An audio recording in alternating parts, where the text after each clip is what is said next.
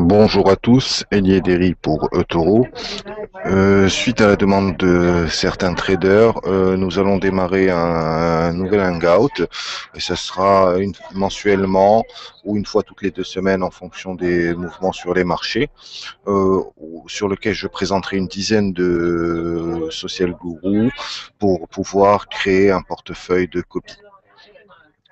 Ces informations sont actuelles pour ce hangout, sont actuelles au début mars.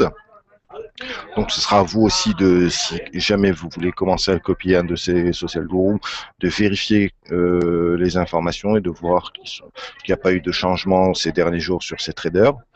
Euh, j'ai pris deux fonctionnalités. Donc j'ai pris l'asset allocation, c'est-à-dire les devises, les parités tradées par ces traders, et je choisis ça pour ne pas me retrouver avec des traders qui tradent les mêmes parités. Bien sûr, ça peut être bon lorsque la tendance est bonne, mais ça peut être doublement mauvais lorsque ils sont pas sur la même tendance. Et j'ai pris aussi les gains aussi bien réalisés que non réalisé. Non réalisé, c'est-à-dire le PNL, c'est-à-dire si jamais je veux fermer ce trader à ce moment même, je me retrouve avec ce gain et non pas ce gain. Donc, lorsque vous copiez un trader, il faut faire attention aux non réalisés, c'est-à-dire ces positions ouvertes, voir que ces positions ouvertes sont gérées et c'est un chiffre qui change beaucoup du réalisé, donc faudra faire attention à ce chiffre. Donc, pour le premier trader que j'ai choisi, Carrage51, vous pouvez le retrouver sur l'Open Book. Alors, je l'ai choisi parce que déjà, au niveau du cash, vous voyez là en bleu, c'est une personne qui n'utilise pas énormément de sa balance. C'est-à-dire que ces positions, lorsqu'il les ouvre, il s'agit en fait d'une partie minime de sa balance, et ça c'est très intéressant pour nous. C'est-à-dire c'est une personne qui sait à peu près ce qu'il fait. J'ai mis, lorsque j'ai fait la simulation, donc sur chaque trader 10 000 $, du 1er janvier au 28/2, c'est-à-dire sur une période de 2 mois, qu'aurait fait mon argent. Donc, pour revenir à Carrage, cash, très grand cash, et il trade principalement l'euro-dollar, même s'il a eu quelques trades sur JPP USD et l'autre USD, mais c'est principalement l'euro-dollar. Vous voyez là en Bordeaux, en rouge Bordeaux. Sur les fonds que j'ai placés sur Carrage, en Realized Equity, sur ces 2 mois, si j'avais commencé à le copier du 1er janvier au 28/2, je serais à 25% sur mon investissement. Et si j'avais arrêté de le copier le 28/2, je serais à 11% sur 2 mois. C'est assez intéressant et c'est une personne qui prend pas beaucoup de risques. Encore une fois, il faudra faire très attention au cash. Ensuite, Anas Sleiman. Donc lui, la même chose, les mêmes critères. Hein. Je mets 10 000 $ du 1er janvier au 28 février. Alors, lui aussi, on voit qu'il a une grande partie de sa balance reste en cash, c'est-à-dire qu'ils ne sont pas investis sur les marchés. Et ça, c'est très intéressant, encore une fois, comme pour Carrage. C'est-à-dire que c'est des personnes qui ne prennent pas de risques. Et là, ce que vous pouvez voir, par contre, pourquoi, à la différence de Carrage, c'est que cette personne trade principalement en vert dollar australien USD. Donc ça nous donne un autre point pour ne pas suivre les mêmes traders, comme je disais, qui tradaient les mêmes parités. Là, vous pouvez voir que donc Carrage trade principalement l'euro USD et Anas Sleiman trade principalement l'autre USD et ces derniers temps USD CHF et même euro yen. La même chose, 10 000 $ 1er janvier au 28 février. Realized Equity 25,74. Unrealized Equity, c'est-à-dire si le 28 février j'avais décidé de fermer toutes mes positions et d'arrêter de suivre Anas Sleiman, j'aurais fait un bénéfice de 6,8%. Le suivant, alors c'est Mia Love. Alors, vous pouvez voir cash énormément, mais ce qui m'intéresse chez lui, c'est qu'il trade beaucoup de parités avec des très petits montants. enfin pas très petit montant, mais par rapport à son portefeuille, en pourcentage, c'est petit, puisque vous pouvez voir, il trade JBP USD, USD CAD, Euro CHF, NSD USD, Gold, Odd USD, Silver, JPP Yen, et c'est intéressant parce qu'il trade beaucoup de choses qui ne sont pas tradées par Anas Lehman et par Karaj. La même chose, et là vous pouvez voir une très grosse différence, 10 000 dollars. Alors, en Realized Equity, je suis à 32%, mais en Unrealized Equity, je suis par contre à moins 4%. C'est-à-dire, et là c'est très intéressant à voir, c'est-à-dire que si j'arrête de le copier tout de suite, je, au bout du compte, je perds 5% sur ce trader. Ça veut pas dire que c'est un mauvais trader, ça veut dire peut-être qu'il est sur une mauvaise base ou qu'il a des positions, si on analyse bien, il a des positions, le fin février, il a des positions sur USDCHF, il a des positions sur Odd USD et il a des positions sur USD, sur le Silver. Donc apparemment, sans aller voir ces positions, je peux en déduire que sur le Silver, il doit être à l'achat, et sur USD-CHF, il doit être à la vente. Et sur pardon, alors USD-CHF et Silver. Donc il doit être à l'achat donc sur USD-CHF non pardon, à l'achat sur le Silver et à la vente sur USD-CHF. Mais il faudra faire aussi attention à ces 32. Donc pendant un bon moment, il faisait du bénéfice. Et là, il doit il doit avoir un petit problème sur ses positions, mais ça veut rien dire. C'est moins 5%. Ensuite, Robi 26. Robi 26, encore une fois, très important pour moi, le cash.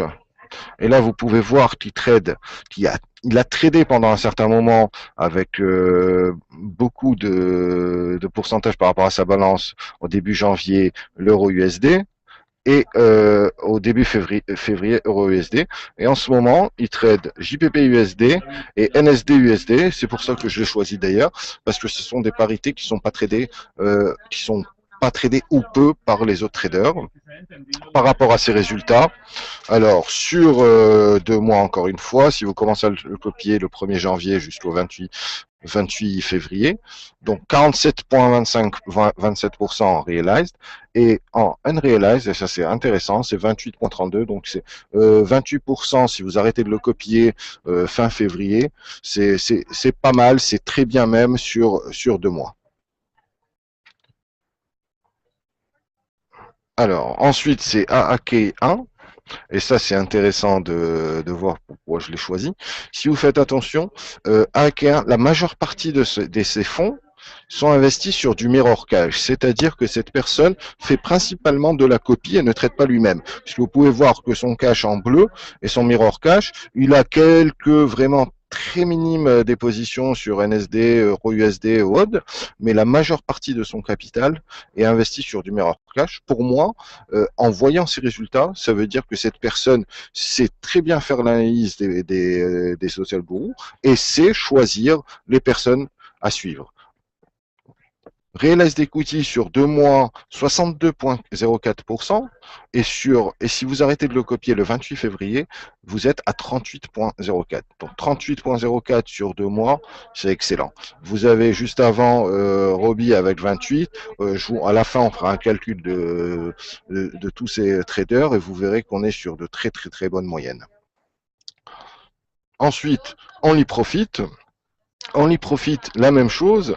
Vous pouvez voir que énormément de cash et principalement du mirror cash, c'est-à-dire que cette personne aussi sait choisir les traders à copier.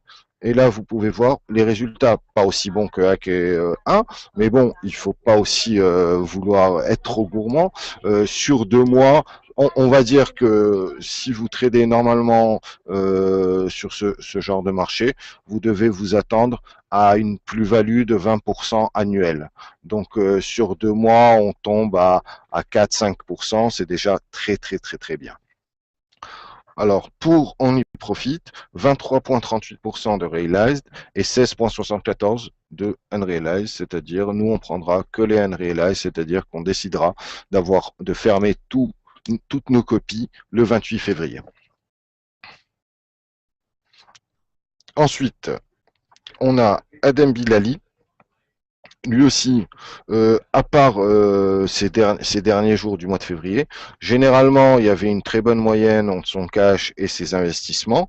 Et lui aussi, on l'a choisi parce que il trade il est vraiment, il diversifie ses trades, c'est-à-dire qu'il touche à beaucoup de parités, et c'est intéressant, c'est bien de suivre des personnes qui tradent sur beaucoup de parités, c'est-à-dire qu'ils prennent pas de risque sur une seule parité, qu'ils se renferment et qu'ils gardent leur position énormément jusqu'à ce qu'elle se retourne. Sur son investissement 36,60, sur notre investissement, pardon, 36,72 sur 2 mois en realized et en unrealized 22,25. XFreeC, alors lui, en cash, en ce moment, il a beaucoup de cash par rapport à ses investissements, et lui, il traite principalement euro-USD. Mais quand je dis principalement, c'est-à-dire qu'il y a des périodes où 75% de sa balance est investie sur les marchés, comme vous pouvez voir pendant cette période. Proportionnellement, vous pouvez voir qu'une grosse partie de ses investissements est sur les marchés. Généralement, j'aurais pas eu tendance à le copier, mais lorsque je vois ces chiffres, et surtout c'est que je vois la différence qu'il a entre le realized equity et le unrealized equity, c'est-à-dire pour moi c'est une personne qui va pas garder ses trades. Lorsque le realized equity est égal au unrealized equity, ou même le unrealized equity dépasse le realized equity, pour moi c'est très intéressant de les suivre, c'est-à-dire c'est des personnes qui vont pas garder des trades négatifs que pour pouvoir les fermer en positif. Ensuite, on a G-Short.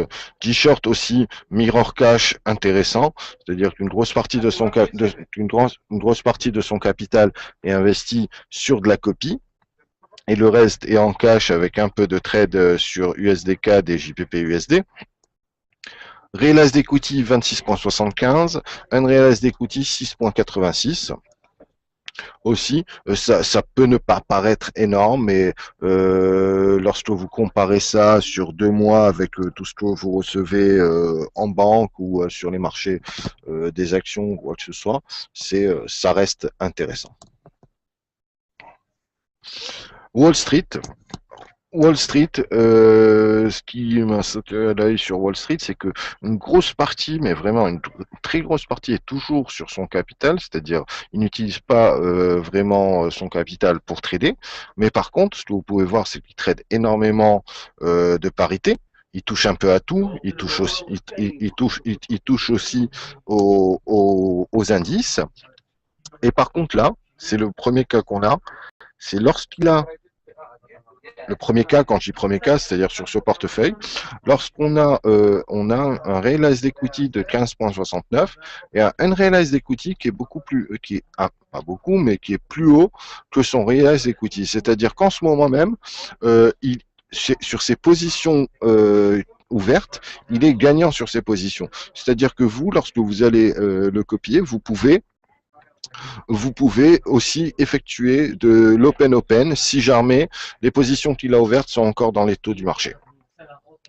Et comme dans tout portefeuille, on va finir avec RS Taylor, comme lorsque vous investissez dans des hedge funds ou quoi que ce soit, vous mettez pas tous vos fonds sur des actions sûres, mais toujours un tout petit capital va aller sur du risque. Donc là, j'ai pris une personne sur 10, c'est-à-dire 10% de votre portefeuille. Après, pécuniairement, vous pouvez choisir, ça peut être moins, ça peut être plus, mais c'est toujours bon d'avoir une personne à risque. Et comme vous pouvez voir, RS Taylor a commencé à trader début février. Aussi son cash, ce qui est très intéressant, c'est que vous avez à plusieurs moments, il n'a pas de position ouverte, c'est-à-dire c'est une personne qui va ouvrir des positions et les fermer, ouvrir de position fermée, ouvrir de position fermée. Généralement, c'est des personnes qui vont risquer gros sur les positions, mais c'est-à-dire qu'il ouvre des positions avec tout son capital.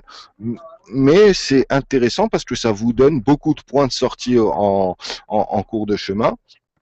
Et là, vous pouvez voir sur son Unrealized 85.32 et sur son Realized 90, sur son Unrealized 90.60 et sur son Realized 85.32.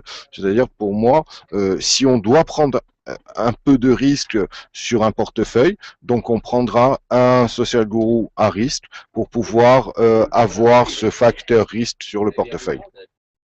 Donc si on reprend au niveau des chiffres, si on reprend les Unrealized Equity, donc on a 11,34, 6,76, moins 4, 28,32, 38, 16, 22, 26, 6, 16 et 90. Si on avait alloué à chaque trader le même montant pendant cette période de 2 mois, donc on serait sur un très très bon profit, même si vous voulez arrêter de copier au bout de 2 mois et ne voulez pas continuer la copie.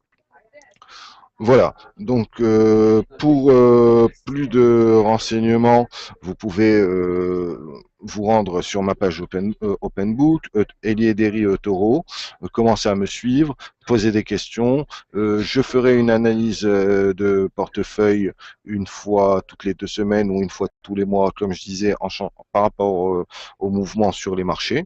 Et surtout, n'hésitez pas à me poser vos questions si vous avez des questions, ou n'hésitez pas à me demander de vérifier tel ou tel trader et d'avoir plus d'informations sur ses trades, sur son asset allocation, et je me ferai un plaisir de vous répondre. Merci, très bonne journée. Je voulais aussi rajouter qu'aujourd'hui, il faudra faire attention à 13h30 GMT, vous avez l'annonce du non-farm payroll. Normalement, les chiffres ne devraient pas être bons, d'après les chiffres qu'on a eu hier avant-hier, mais il faudra attendre cette annonce pour avoir un mouvement sur les marchés. Il faudra faire attention. Merci, très bon week-end.